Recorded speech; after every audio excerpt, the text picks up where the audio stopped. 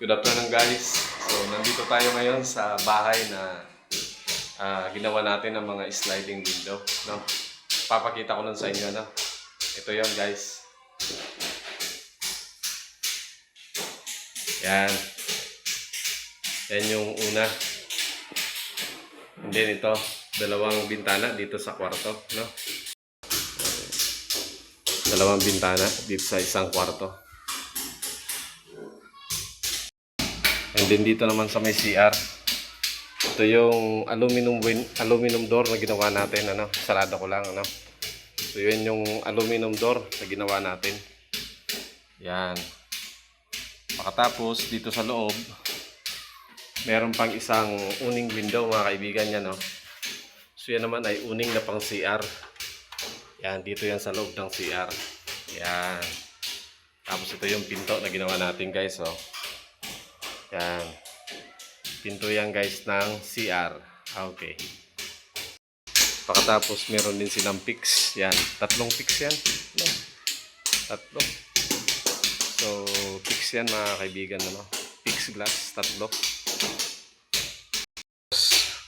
Tapos dito sa isang room, meron din isa pang panel ng sliding. Yan. Yan din. Glass door. Pang panel ng sliding. Yan. Ito yung medyo malaki-laki na ginawa natin, mga kaibigan, ano? Yan. 4 panel yan na sliding door. Yan, ano. So, bukasan natin. Natin. Yo. Yan, no. So yan. Malaki yan, ano. So 4 panel, pwedeng lahat buksan. Itong isa buksan din natin. Okay. Yan, so yung dalawa sa gitna ay nakabukas. Yan, oh. Nakalagay lang sa gilid yung dalawa. And then i-close ulit natin. Yan, close ulit natin. Yan, i-lock natin. Lock.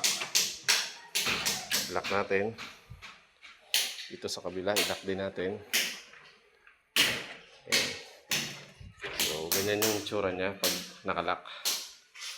Dalawang lock yan, mga kaibigan. Ano? Pero 4 panel yan, 798 series na aluminum panel. So, dalawa yung bintana dito sa may bungad, ano, sa may tawag nito, balcony dito sa taas, sa may terrace.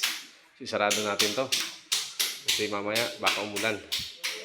Naka-tiles na to, eh. Yan. Malinis na dito sa loob. So yan yung ginawa nating mga bintana, no, guys. 4 panel sliding. Yan, yung malaki na yan. Ang ganda nyan. And then swing door na glass din, eh. Yan. So yan lang.